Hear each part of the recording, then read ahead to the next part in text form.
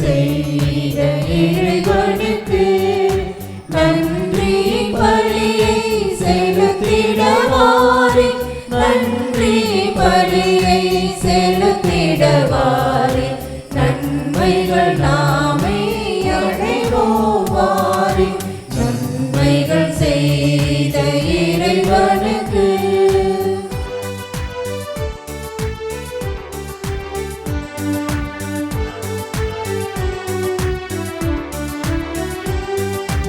உள்ளத்தை தருவது திருப்பலியா, உடைந்ததென்றால் அது பெரும் பலியா. உள்ளத்தை தருவது திருப்பலியா, உடைந்ததென்றால் அது பெரும் பலியா. கோடைகள் பெறுவது தகும் பலியா, கோடைகள் பெறுவது தகும் பலியா. குறையினை போக்கும் கோவழியா, நன்மைகள் செய்த இறைவனுக்கு நன்றி பலியை செலுத்திடவாரே, நன்றி பலியை செலுத்திடவாரே, நன்மைகள் நாமே அடைவோவாரே. தந்தை மகன் தூயாவியாரின் பெயராலே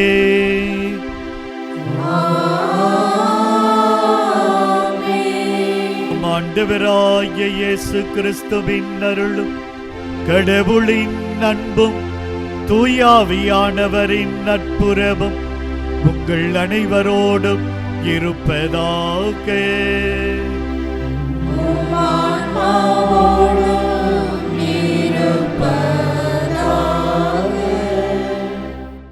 இயேசுவில் பிரியமான சகோதர சகோதரிகளே, என்னை அழைத்த இறைவன் நம்பிக்கைக்குரியவர். அவர் சொன்னதை செய்து முடிப்பார். திரு பவுலினுடைய அற்புதமான வார்த்தைகள். பவுலினுடைய அழைப்பின் வாழ்விலே தேவனினுடைய குறுக்கீடு அற்புதமாயிருந்தது. கிறிஸ்துவை அழிக்க வேண்டும், ஒழிக்க வேண்டும் என்று கங்கணம் கட்டியவர் தன்னுடைய அழைப்பின் மேன்மையை அவர் அனுபவித்த பொழுது கிறிஸ்துவாகவே மாற விரும்பினார். வாழ்வது நான் அல்ல, என்னில் இயேசு வாழுகிறார். இந்த ஒரு நம்பிக்கையின் வார்த்தைகள் நம் ஒவ்வொருவருடைய வாழ்வில் எழுந்து பிரகாசிக்க வேண்டும். வாழ்வது நான் அல்ல, என்னில் இயேசு. என்னை அவருடைய பிள்ளையாக, மகனாக, மகளாக வாழ அழைத்த இறைவனை பிரதிபலிப்பது என்பது என்னுடைய வாழ்வின் கட்டாயம். இது வெறும் கடமை அல்ல, இது கட்டாயம்.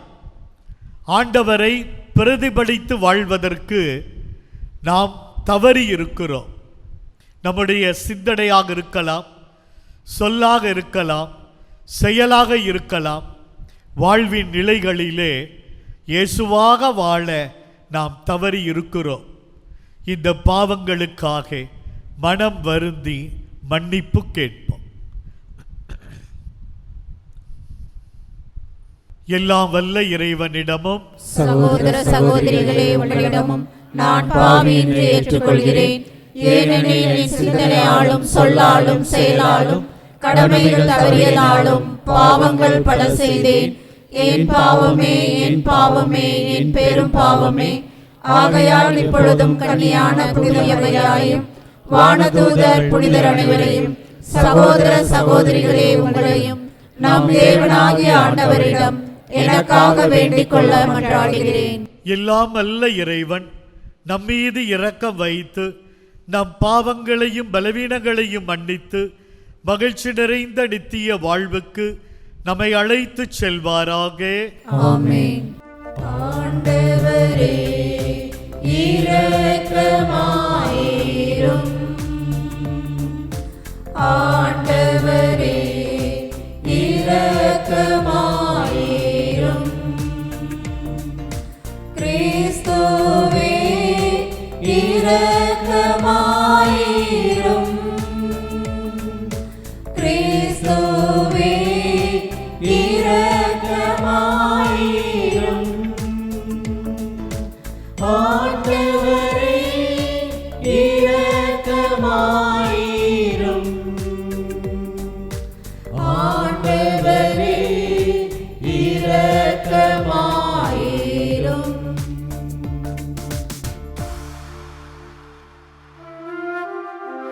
ஜெபிப்போமாக.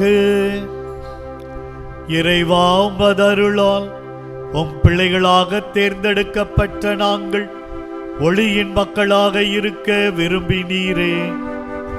அதனால் நாங்கள் தவறு என்னும் இருளில் சிக்கிக் கொள்ளாமல் உண்மையின் பேரொளியில் என்றும் சிறந்து விளங்க அருள் புரிவீராக.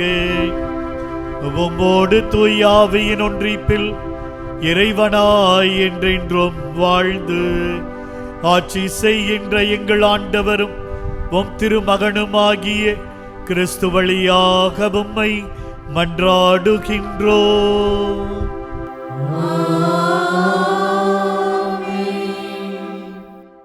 முதல் வாசகம். ஈசாக்கு ரெபேக்கா எனும் மீது அன்பு வைத்திருந்தார். தொடக்க நூலிலிருந்து வாசகம். அந்நாட்களில் சாரா 127 ஆண்டுகள் வாழ்ந்தார். சாராவின் வயது இதுவே. கானான் நாட்டிலுள்ள எபிரோன் என்ற கிரியத்து அர்பா நகரில் சாரா இறந்தார். அவருக்காக புலம்பி அழுவதற்காக ஆபிரகாம் சென்றார். பிறகு சடலம் இருந்த இடத்தை விட்டு அவர் எழுந்து இத்தியரிடம் சென்று சொன்னது, நான் உங்களிடையே அந்நியனும் அகதியுமாய் இருக்கிறேன். என் வீட்டில் இறந்தவரை நான் அடக்கம் செய்வதற்கான கல்லறை நிலத்தை உங்களுக்குரிய சொத்திலிருந்து எனக்கு விற்றுவிடுங்கள் என்று கேட்டார். இவ்வாறு மம்ரே அருகில் மக்பேலா நிலத்தின் கல்லறையில் ஆபிரகாம் தம் மனைவி சாராவை அடக்கம் செய்தார். இதுவே கானான் நாட்டில் இருக்கும் எபிரோன். ஆபிரகாம் வயது மிகுந்தவராய் முதுமை அடைந்தார். ஆண்டவர் அவருக்கு அனைத்திலும் ஆசி வழங்கியிருந்தார். ஒரு நாள் அவர் தம் வீட்டின் வேலைக்காரர்களில் மூத்தவரும் தமக்கு உரிய அனைத்திற்கும் அதிகாரியுமானவரை நோக்கி, உன் கையை என் தொடையின் கீழ் வைத்து விண்ணுலகிற்கும் மண்ணுலகிற்கும் கடவுளாகிய ஆண்டவர் மேல் ஆணையிட்டு சொல், நான் வாழ்ந்து வரும் இக்கானான் நாட்டு பெண்களிடையே என் மகனுக்கு பெண் கொள்ள மாட்டாய் என்றும், என் சொந்த நாட்டிற்கு போய் என் உறவினரிடம் என் மகன் ஈசாக்கிற்கு பெண் கொள்வாய் என்றும் சொல் என்றார். அதற்கு அவர், ஒருவேளை பெண் என்னோடு இந்நாட்டிற்கு வர மறுத்துவிட்டால் தாங்கள் விட்டு வந்த அந்த நாட்டிற்கு தங்கள் மகனை கூட்டிக் கொண்டு போகலாமா என்று கேட்டார். அதற்கு ஆபிரகாம், அங்கே என் மகனை ஒரு காலம் கூட்டிக் கொண்டு போகாதே, கவனமாயிரு. என் தந்தை வீட்டினின்றும் நான் பிறந்த நாட்டினின்றும் என்னை அழைத்து வந்து என்னோடு பேசி இந்த நாட்டை உன் வழிமரபினருக்கு தருவேன் என்று ஆணையிட்டு கூறிய அந்த விண்ணுலகின் கடவுளாகிய ஆண்டவரே, உனக்கு முன் தூதரை அனுப்பி வைப்பார். நீ போய் அங்கே என் மகனுக்கு பெண் கொள். உன்னோடு வர அப்பெண் விரும்பாவிடில் எனக்கு நீ அளித்த வாக்குறுதி நின்று விடுதலை பெறுவாய். என் மகனை மட்டும் அங்கே கூட்டிக் கொண்டு போகாதே என்றார். இதற்கிடையில் பேயர் லக்கோரையா என்ற இடத்திலிருந்து ஈசாக்கு புறப்பட்டு நெகேவு பகுதியில் வாழ்ந்து வந்தார். மாலையில் வெளியே வயல்புறம் சென்றபோது அவர் கண்களை உயர்த்தி பார்த்தபோது ஒட்டகங்கள் வருவதை கண்டார். ரெபேக்காவும் கண்களை உயர்த்தி ஈசாக்கை பார்த்தார். உடனே அவர் ஒட்டகத்தை விட்டு இறங்கினார். அவர் அந்த வேலைக்காரரிடம், வயலில் நம்மை சந்திக்க வந்து கொண்டிருக்கும் அவர் யார் என்று கேட்டார். அவ்வேலைக்காரரும், அவர்தாம் என் தலைவர் என்றார். உடனே ரெபேக்கா தம் முக்காட்டை எடுத்து தம்மை மூடிக்கொண்டார். அப்பொழுது அவ்வேலைக்காரர் ஈசாக்கிடம் தாம் செய்தது அனைத்தையும் பற்றி கூறினார். ஈசாக்கு தம் தாயார் சாராவின் கூடாரத்துக்குள் ரெபேக்காவை அழைத்து சென்று மணந்து கொண்டார். அவரும் ஈசாக்குக்கு மனைவியானார். அவர் ரெபேக்கா மீது அன்பு வைத்திருந்தார். இவ்வாறு தம் தாயின் மறைவுக்கு பிறகு ஈசாக்கு ஆறுதல் அடைந்தார். ஆண்டவரின் அருள்வாக்கு. இறைவனுக்கு நன்றி. பதிலுரை பாடல் பல்லவி. ஆண்டவருக்கு நன்றி செலுத்துங்கள், ஆண்டவருக்கு நன்றி செலுத்துங்கள், ஏனெனில் அவர் நல்லவர். ஏனெனில் அவர் நல்லவர். ஆண்டவருக்கு நன்றி செலுத்துங்கள், ஏனெனில் அவர் நல்லவர். என்றென்றும் உள்ளது அவரது பேரன்பு. ஆண்டவரின் வலிமை மிகு செயல்கள் யாரால் இயலும்? அவர் தம் புகழை யாரால் விளம்பக்கூடும்? பல்லவி. ஆண்டவருக்கு நன்றி செலுத்துங்கள், ஆண்டவருக்கு நன்றி செலுத்துங்கள், ஏனெனில் அவர் நல்லவர். ஏனெனில் அவர் நல்லவர். நீதி நெறி காப்போர் பேறு பெற்றோர், எப்போதும் நேரியதே செய்வோர் பேறு பெற்றோர். ஆண்டவரே, நீர் மக்கள் மீது இரக்கம் காட்டும் போது என்னை நினைவு கூறும். பல்லவி. ஆண்டவருக்கு நன்றி செலுத்துங்கள், ஆண்டவருக்கு நன்றி செலுத்துங்கள், ஏனெனில் அவர் நல்லவர். ஏனெனில் அவர் நல்லவர். அவர்களை நீர் விடுவிக்கும் போது எனக்கும் துணை செய்யும். நீர் தேர்ந்தெடுத்த மக்களின் நல்வாழ்வை நான் காணும்படி செய்யும். உம்முடைய மக்களின் மகிழ்ச்சியில் நானும் பங்கு கொள்ளும்படி செய்யும். அப்போது உமது உரிமை சொத்தான மக்களோடு உம்மை போற்றிட இயலும். பல்லவி. ஆண்டவருக்கு நன்றி செலுத்துங்கள், ஆண்டவருக்கு நன்றி செலுத்துங்கள், ஏனெனில் அவர் நல்லவர். ஏனெனில் அவர் நல்லவர்.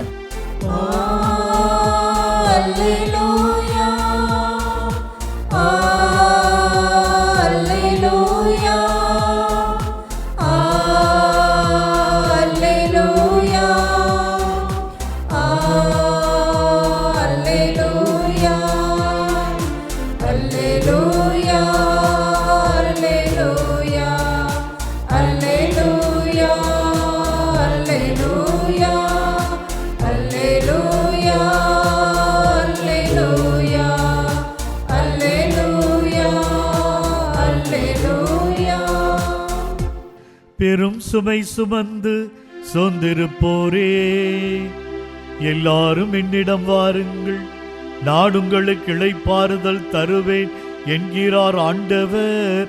அல்லேலூயா.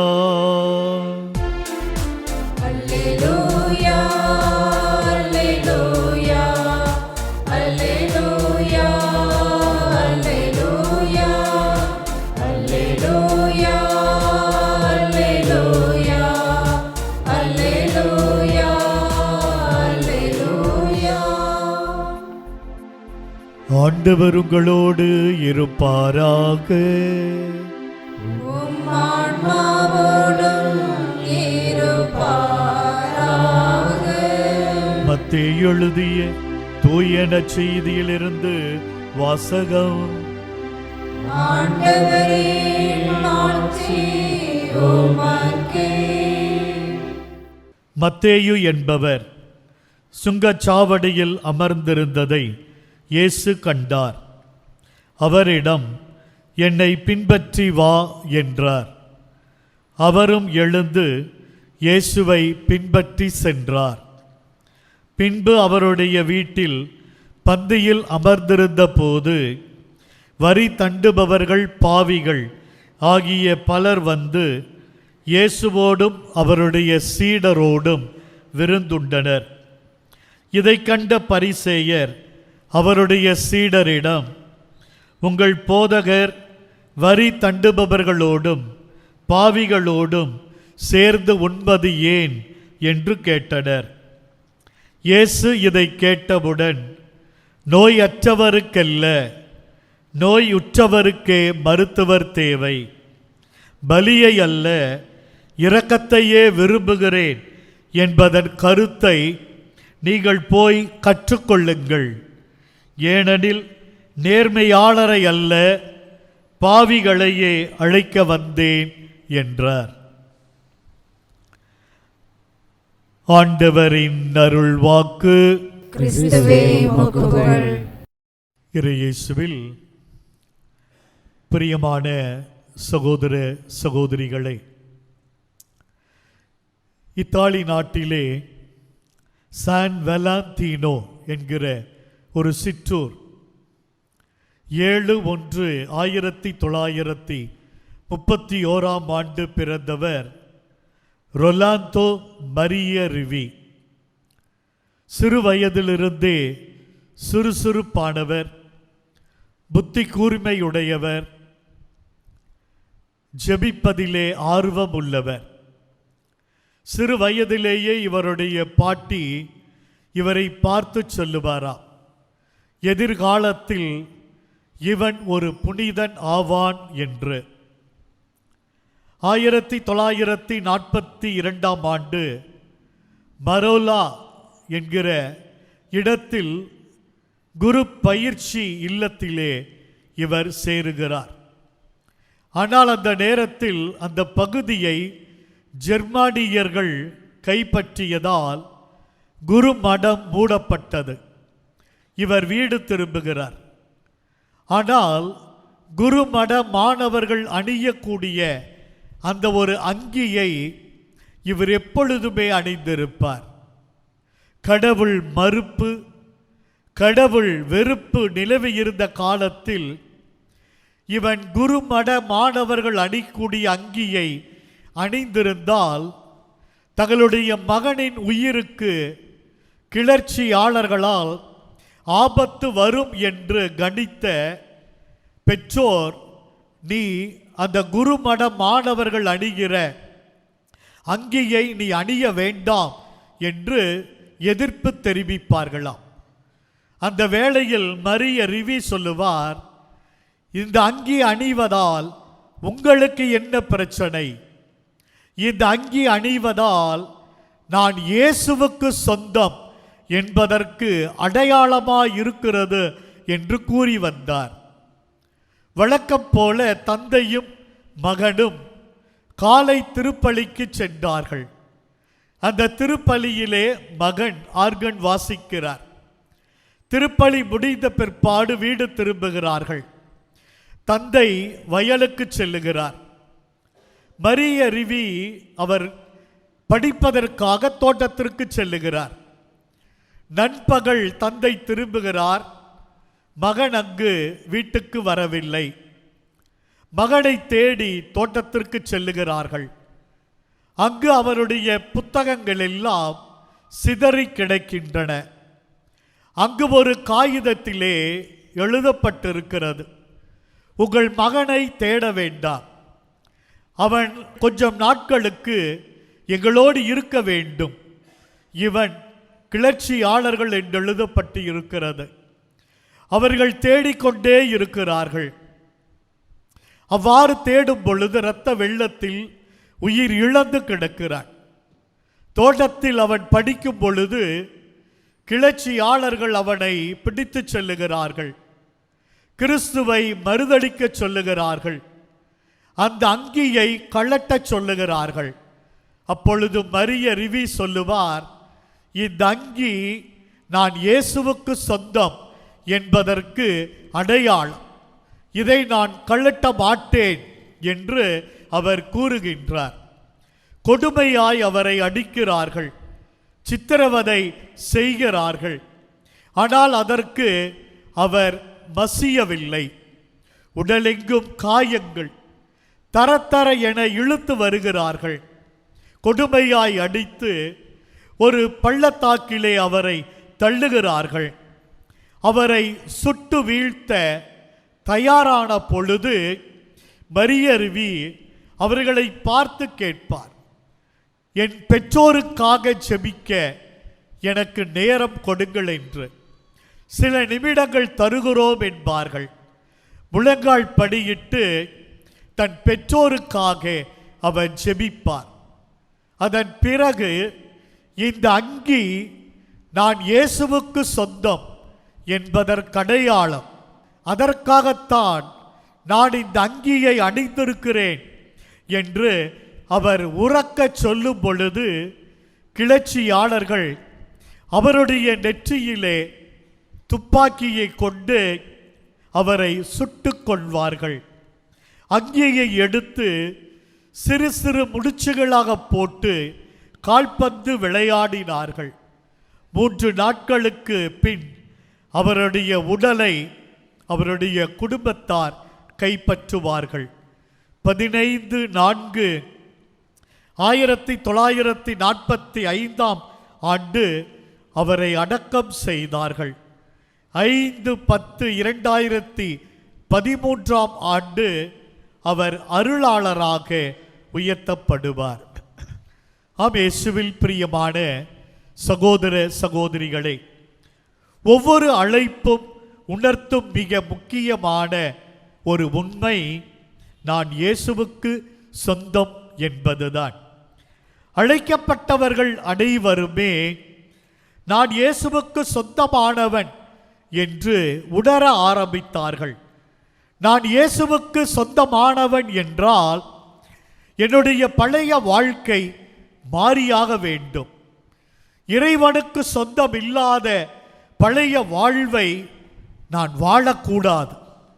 அழைப்பு என்பது அழைக்கப்பட்டவர்களை புது படைப்பாக அது மாற்றுகின்றது. ரோமையர் புத்தகம் 8ஆம் அதிகாரம் 30வது இறை வார்த்தையிலே யாரை முன்குறித்தாரோ அவர்களை அழைக்கின்றார். யாரை அழைத்தாரோ அவர்களை தமக்கு ஏற்புடையவர்கள் ஆக்குகிறார். யாரை தமக்கு ஏற்புடையவர்கள் ஆக்கினாரோ அவர்களை தன் மாட்சியில் இடம் தருகிறார் என்று கூறுகிறது. அழைப்பு என்பது தன்னை பார்ப்பது. இயேசு என்பவர் ஒரு முகம் பார்க்கும் ஒரு கண்ணாடி. பேதுரு அழைக்கப்பட்ட பொழுது, அழைப்புக்கு அவர் இசைவு தெரிவித்த பொழுது அவர் தன்னை பார்க்க ஆரம்பித்தார். நான் யார்? நான் எப்பேற்பட்ட வாழ்க்கையை வாழுகிறேன்? அழைப்புக்கு தகுந்த வாழ்க்கை என்னிடம் உள்ளதா? நான் தகுதியானவனா? தகுதியை பெற நான் என்ன செய்ய வேண்டும்? அவர் அவ்வாறு தன்னை பார்க்கும் பொழுது அவர் சொல்லுகிற வார்த்தைகள், ஆண்டவரே, நான் பாவி, என்னை விட்டு அகலும் என்று இயேசுவின் பாதத்திலே இனி நான் இயேசுவுக்கு சொந்தமானவன் என்று அவர் தன்னையே அர்ப்பணிக்கின்றார். லூக்கா 19:1-10 சக்கேயு மரத்தின் மீது இருந்த பொழுது ஆண்டவர் சொல்லுவார், நீ கீழே இறங்கி வா, ஒரு அழைப்பு அவனுக்கு கிடைக்கிறது. அந்த அழைப்பை கேட்ட அவன் விரைவாய் அவன் இறங்குகிறான். அவ்வாறு இறங்கி இயேசுவோடு அவன் நிற்கின்ற பொழுது கூட்டம் சொல்லுகிறது, பாவியோடு தங்குவதற்கு போகிறாரே.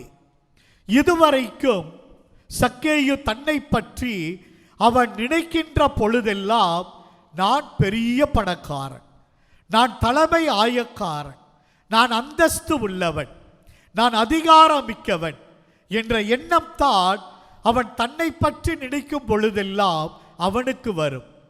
ஆனால் இந்த மக்கள் கூட்டம் என்ன என்று நினைக்கிறது?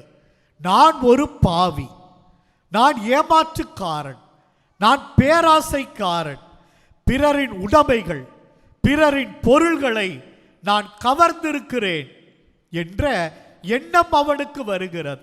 இயேசுவுக்கு முன்னால் அவன் இருக்கும் பொழுது இப்படிப்பட்ட பாவியை அவர் அழைக்கும் பொழுது சக்கேயு நினைக்கிறான், நான் இழக்க வேண்டும். தன்னை நோக்கி அவன் பார்க்கும் பொழுது நான் இழந்தால்தான் நான் இயேசுவுக்கு சொந்தமானவனாக மாற முடியும், நான் இயேசுவை பெற்றுக்கொள்ள முடியும். 4 மடங்காக திருப்பிக் கொடுக்கிறான். உடைமையில் பாதியை அவன் ஏழைக்கு கொடுக்கிறான். இயேசுவை அவன் பிடித்து கொள்ளுகிறான். ஆயக்காரன் அபிரகாமின் மகனாக அவன் மாறுகிறான். அவனுடைய குடும்பமே இயேசுவுக்கு சொந்தமான ஒரு குடும்பமாக, ரட்சிக்கப்பட்ட குடும்பமாக அது மாறுகிறது. இன்றைய நற்செய்தியிலே ஆண்டவர் இயேசு வரி வசூலிப்பவரான மத்தேயுவை அவர் சந்திக்கிறார். வரி வசூலிப்பவர்களை யூத சமுதாயம் வெறுத்தது, அவர்களை விரோதிகளாக பார்த்தது, அவர்கள் மோசமான பாவிகள் என்று கருதியது. ரோமை அரசிற்கு அநியாயமாய் வரி வசூலித்தார்கள்.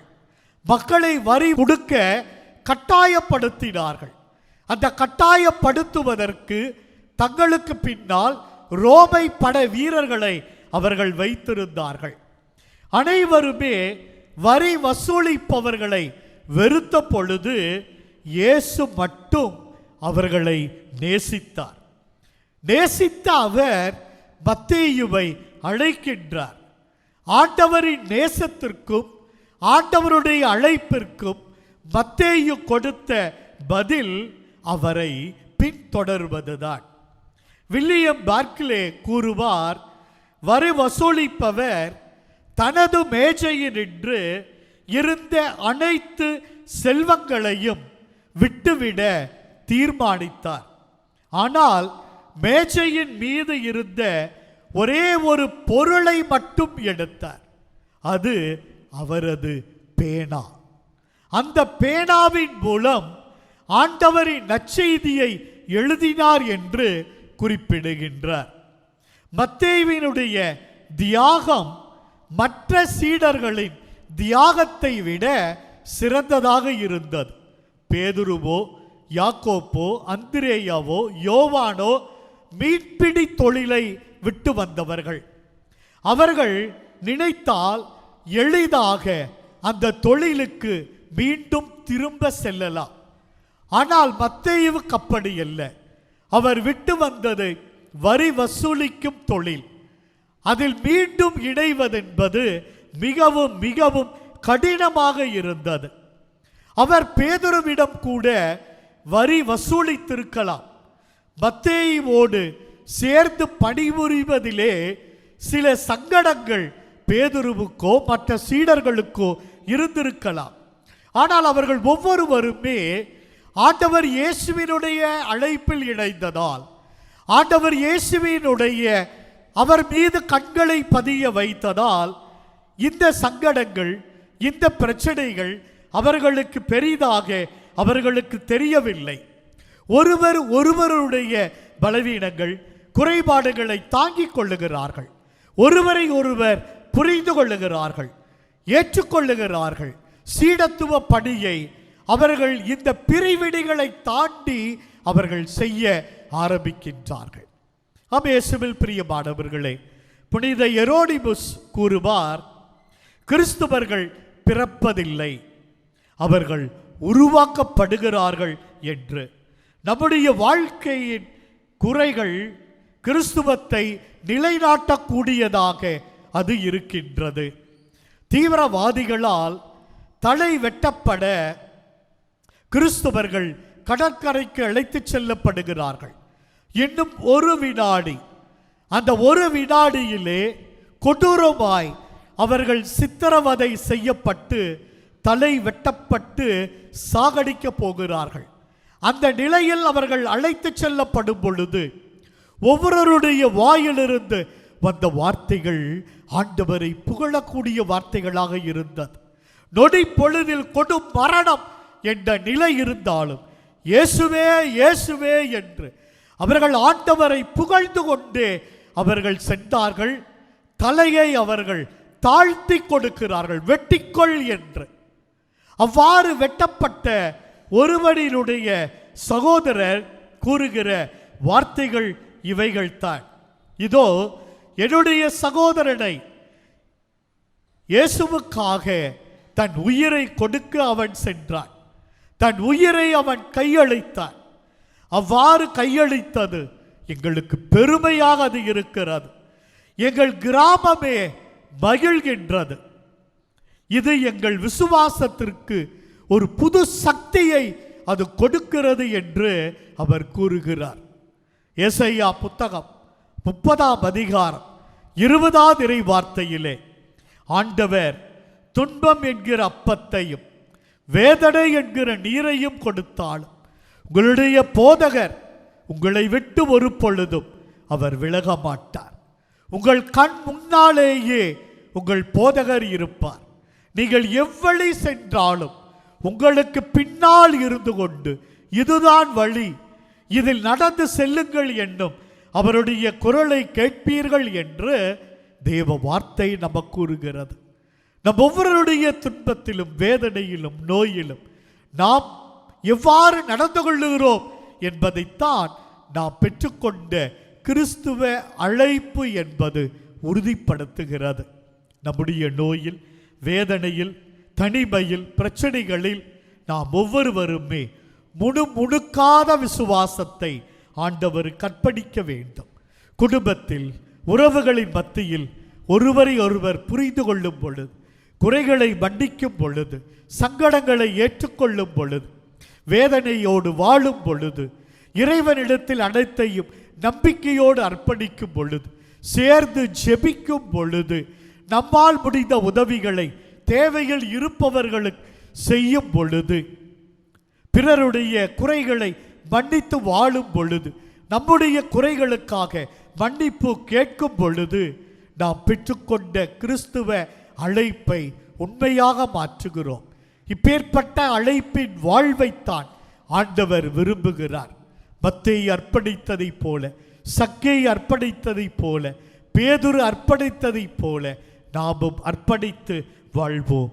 என்னை அழைத்த இறைவன் நம்பிக்கைக்குரியவர் என்கிற சொல் நம் ஒவ்வொருடைய கிறிஸ்துவ வாழ்விலே புதிய உத்வேகத்தை கொடுக்கட்டும். ஆமேன்.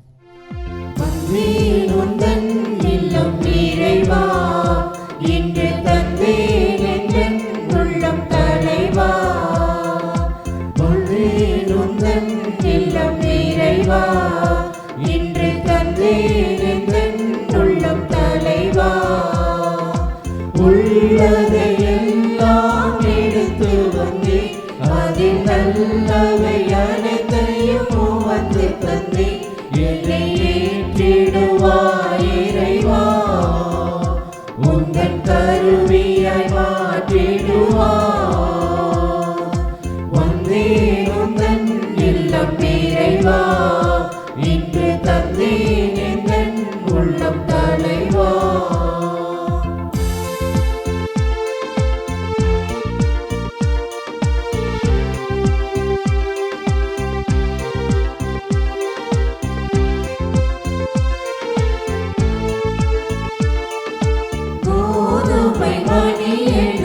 மணித்து பயம் தரவே, எரியும் மெழுகென உருகி ஒளி தரவே. கோதுமை மணியென மணித்து பயம் தரவே, எரியும் மெழுகென உருகி ஒளி தரவே. என்னையே முழுவதும் தருகின்றேன், என்னை ஏற்றிடுவாய் இறைவா, உந்தன் கருவியாய் மாற்றிடுவாய். வந்தேன் உந்தன் இல்லம் நிறைவா, இன்று தந்தேன் என் உள்ளம் தலைவா. சகோதர சகோதரிகளே, என்னுடையதும் உங்களுடையதுமான பலி இல்லாமல்ல தந்தையா இறைவனு கேட்டதாகும்படி ஜெபியுங்கள். ஆண்டவர் தமது பெயரின் புகழ்ச்சிக்காகவும் ஆட்சிக்காகவும் நமது நன்மைக்காகவும் புனித திரு அவையின் அனைத்து நன்மைக்காகவும் உமது கையில் பலியை ஏற்றுக்கொள்வாராக. இறைவா, நீரே அருள் கூர்ந்து ஏற்பாடு செய்யும் அரை நிகழ்வுகள் எங்களுக்கு நற்பயன் அளிக்க உம்மை வேண்டுகின்றோம். அதனால் எங்கள் பணியின் புனித காணிக்கைகள் உமக்கு ஏற்றவையாய் இருப்பனவாக எங்கள் ஆண்டவராகிய கிறிஸ்து வழியாக உம்மை மன்றாடுகின்றோம்.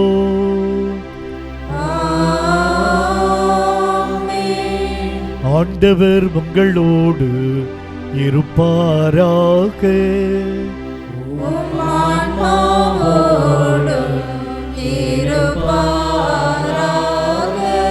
இதயங்களை மேலே எழுப்புங்கள்.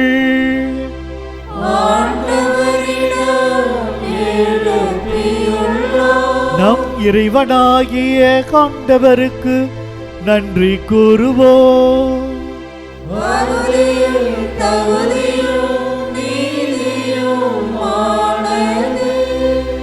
ஆண்டவரே, தூயவரான தந்தையே, என்றும் உள்ள எல்லாம் வல்ல இறைவா, எந்நாளும் எவ்விடத்திலும் நாங்கள் உமக்கு நன்றி செலுத்துவது மெய்யாகவே தகுதியும் நீதியுமாகும். எங்கள் கடமையும் மீட்புக்குரிய செயலுமாகும். ஏனெனில் எங்கள் புகழுரை உமக்கு தேவை அன்று, ஆயினும் நாங்கள் உமக்கு நன்றி செலுத்துவது உமது அருட்கொடையாலே. நாங்கள் உம்மை புகழ்ந்துரைப்பது உமது ஆட்சியை மிகுதிப்படுத்தாது எனினும் எங்கள் ஆண்டவராகிய கிறிஸ்து வழியாக நாங்கள் மீட்படைய பயன்படுகிறது.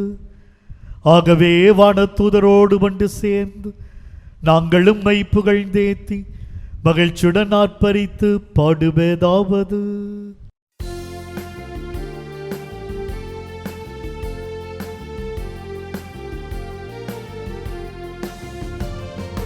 தூயவர் தூயவர் தூயவர் வான்படைகளின் கடவுளாம் ஆண்டவர். தூயவர் தூயவர் தூயவர் வான்படைகளின் கடவுளாம் ஆண்டவர். விண்ணகமும் மண்ணகமும் உமது மாட்சியால் நிறைந்துள்ளன. உன்னதங்களிலே ஓசானா, உன்னதங்களிலே ஓசானா. ஆண்டவர் பெயரால் வருகிறவர் ஆசி பெற்றவர். உன்னதங்களிலே ஓசானா, உன்னதங்களிலே ஓசானா. ஆண்டவரே, நீர் மெய்யாகவே தூயவர், தூய்மை அனைத்திற்கும் ஊற்று. ஆகவே உம்முடைய ஆவியை பொழிந்து இக்காணிக்கைகளை தூய்மைப்படுத்த உம்மை வேண்டுகிறோம். இவ்வாறு எங்கள் ஆண்டவர் இயேசு கிறிஸ்துவின் உடலும் இரத்தமுமாக எங்களுக்கு இவை மாறுபடவாக.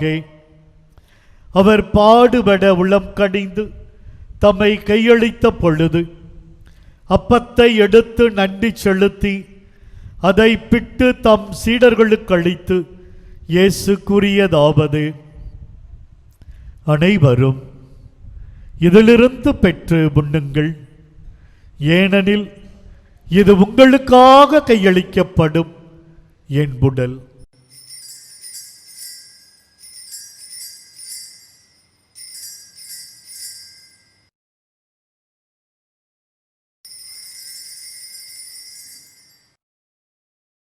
அவ்வண்ணமே இரவு விருந்தை அருந்திய பின் கிண்ணத்தையும் எடுத்து மீண்டும் மக்கு நன்றி கூறி தம் சீடர்களுக்கு அளித்து இயேசு கூறியதாவது: அனைவரும் இதிலிருந்து பெற்று பருகுங்கள், ஏனெனில் இது புதிய நிலையான உடன்படிக்கைக்குரிய என் இரத்தத்தின் கிண்ணம்.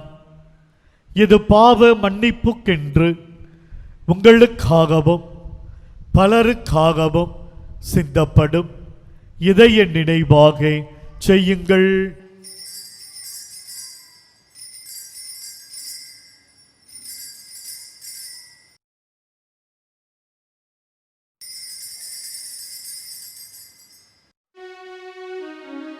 நம்பிக்கையின் மறைபொருள்.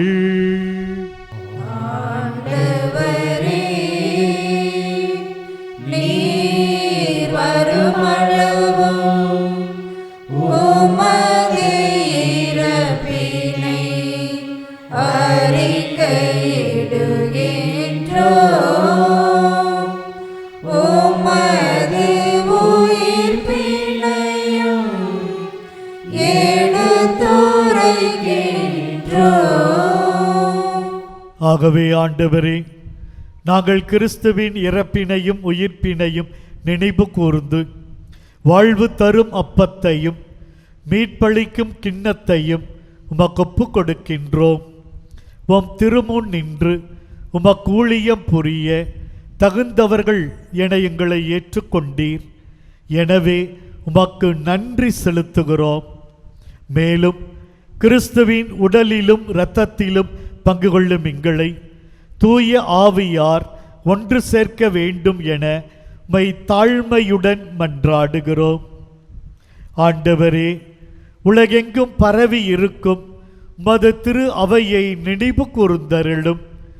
எங்கள் திருத்தந்தை லியோ, எங்கள் ஆயர் தாமஸ் அக்வினஸ், எல்லா திருநிலையினர் ஆகிய அனைவரோடும் உமது திரு அவை அன்பில் நிறைவு பெறச் செய்தருளும்.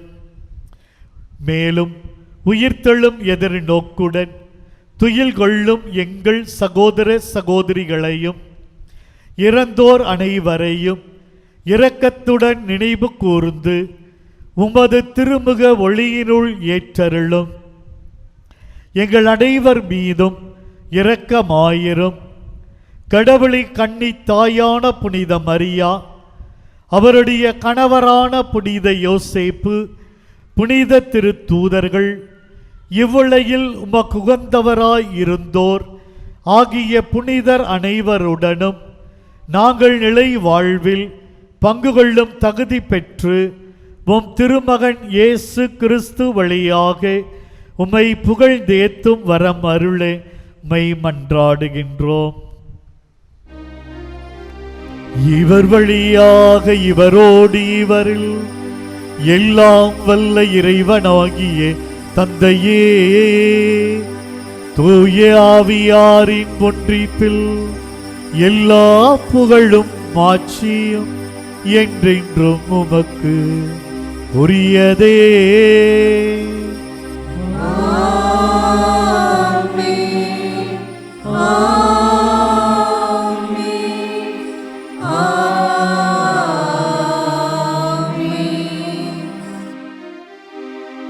இறைவனை நாம் அப்பா தந்தாய் என்று அழைக்கக்கூடிய உரிமை ஆண்டவர் இயேசு நமக்கு கொடுத்திருக்கிறார். அனைவரும் இணைந்து பாடுவோம்.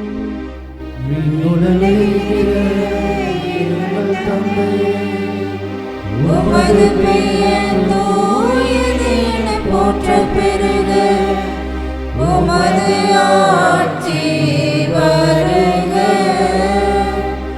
உமது திருவுளம் விண்ணுலகில் நிறைவேறுவது போல மண்ணுலகிலும் நிறைவேறுக. எங்கள் அன்றாட உணவை இன்று எங்களுக்கு தாரும். எங்களுக்கு எதிராக குற்றம் செய்வோரே நாங்கள் மன்னிப்பது போல எங்கள் குற்றங்களை மன்னியும்.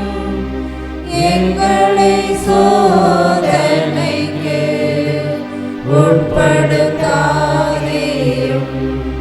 தீமையிலிருந்து எங்களை விடுவித்தருளும். ஆண்டவரே, தீமை அடைத்திலிருந்தும் எங்களை விடுவித்து எங்கள் வாழ்நாளில் அமைதியை கனிவுடன் அருள மெய் மன்றாடுகிறோம். உமது இரக்கத்தின் உதவியால் நாங்கள் பாவ சோதனைகளை வெற்றி கொண்டு பரிசுத்த வாழ்வு வாழ்வோமாக்கி நாங்கள் எதிரி நோக்கி இருக்கும் பேரின்பத்திற்காகவும் எம் மீட்பராகி இயேசு கிறிஸ்துவின் வருகைக்காகவும் காத்திருக்கின்றோம். ஏனெனில் ஆட்சியும் வல்லமையும் மாட்சியும் என்றென்றும் உமதே. ஆண்டவரே இயேசு கிறிஸ்துவே, அமைதியை உங்களுக்கு விட்டுச் செல்கிறேன், என் அமைதியை உங்களுக்கு அளிக்கிறேன் என்று உம் திருத்தூதர்களுக்கு வாக்கு கொடுத்தீரே. எங்கள் பாவங்களை பாராமல் உமது திரு அவையின் நம்பிக்கையை கண்ணோக்கி உமது திருவள்ளத்திற்கு ஏற்ப அதற்கு அமைதியும் ஒற்றுமையும் அளித்தருள்வீராக. என்றென்றும் வாழ்ந்து ஆட்சி செய்கின்றவர் நீரே. ஆமென். ஆண்டவர் இயேசுவினுடைய அமைதி உங்களோடு இருப்பதாக. உம் ஆன்மாவோடும் இருப்பதாக. ஒருவருக்கொருவர் அமைதியை பகிர்ந்து கொள்வோம்.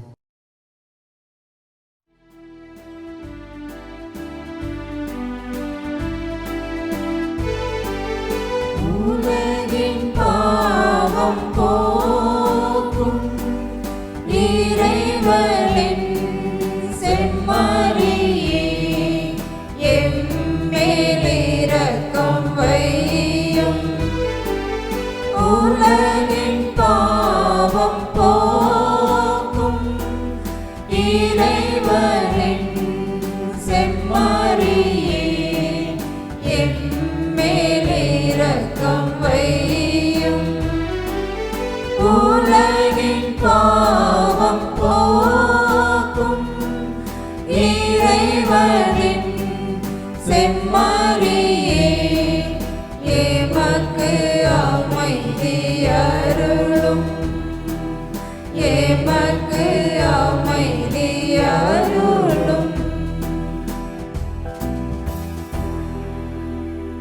இதோ இறைவனின் செம்மறி, நம் ஆண்டவர் இயேசு, உலகின் பாவங்களை போக்குபவர். இச்செம்மறியின் விருந்திற்கு அழைக்க பெற்றோர் பேறு பெற்றோர். ஆண்டவரே, என் உள்ளத்தில் எழுந்து வர நான் தகுதியற்றவன். ஆனால் ஒரு வார்த்தை மட்டும் சொல்லியருளும், எனது ஆன்மா நலமடையும்.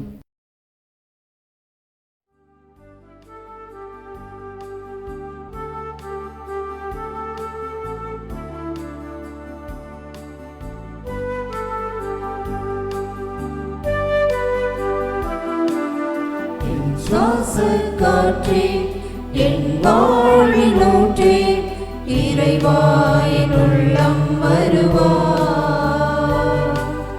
என் உயிரின் உணவே, என் வாழ்வின் வழியே, தலைவா நீ உன்னை தருவாய்.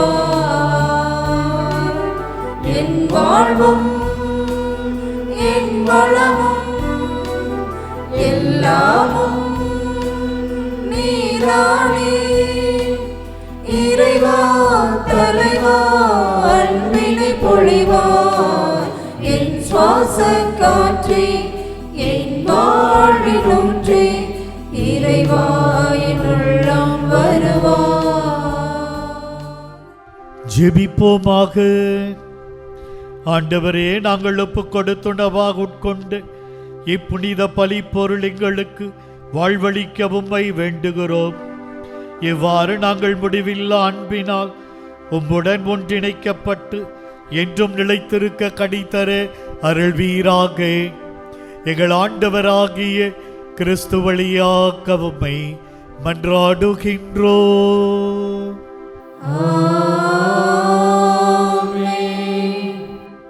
ஆண்டவர் உங்களோடு இருப்பாராக. உம் ஆன்மாவோடும் இருப்பாராக. எல்லாம் வல்ல இறைவன் தந்தை, மகன், தூய ஆவியார் நம் அனைவரையும் ஆசீர்வதிப்பாராக. ஆமென். இறைவனின் இரக்கத்தை பெற்றுக்கொண்ட மக்களாய் சென்று வாழுவோம். திருப்பலி நிறைவேறிற்று. இறைவனுக்கு நன்றி.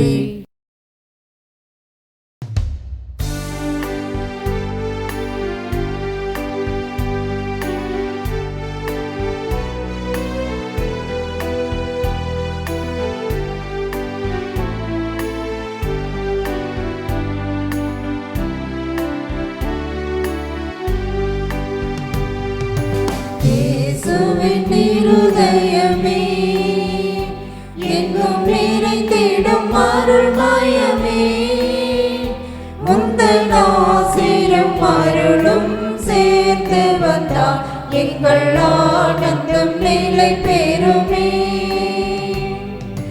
இயேசுவின் இருதயமே,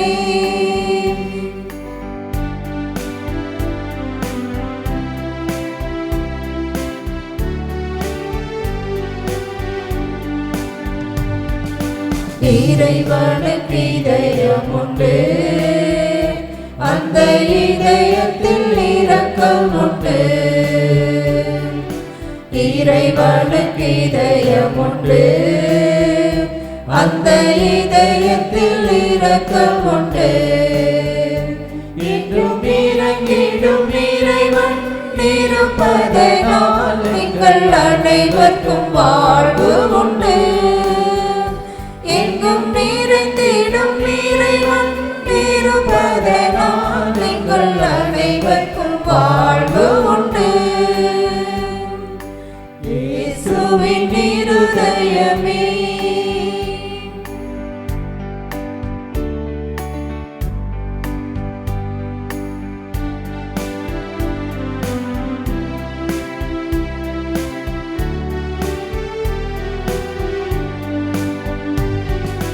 கடவுளின் கருணை உண்டு, அந்த கருணைக்கு உருவம் உண்டு.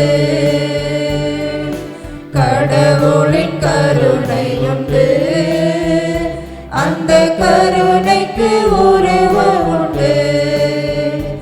அவர் உருவத்தில் உதித்தெழும் உயிரதனால் எங்கள் உள்ளத்தில் உவகை உண்டு. அவர் உருவத்தில் உதித்தெழும் உயிரதனால் எங்கள் உள்ளத்தில் உள்ளத்தில் உவகை உண்டு. இயேசுவின் இருதயமே, எங்கும் நிறைந்திடும் அருள்மயமே, உந்தன் ஆசீரும் அருளும் சேர்ந்து வந்தால் எங்கள் ஆனந்தம் நிலை பெறும்.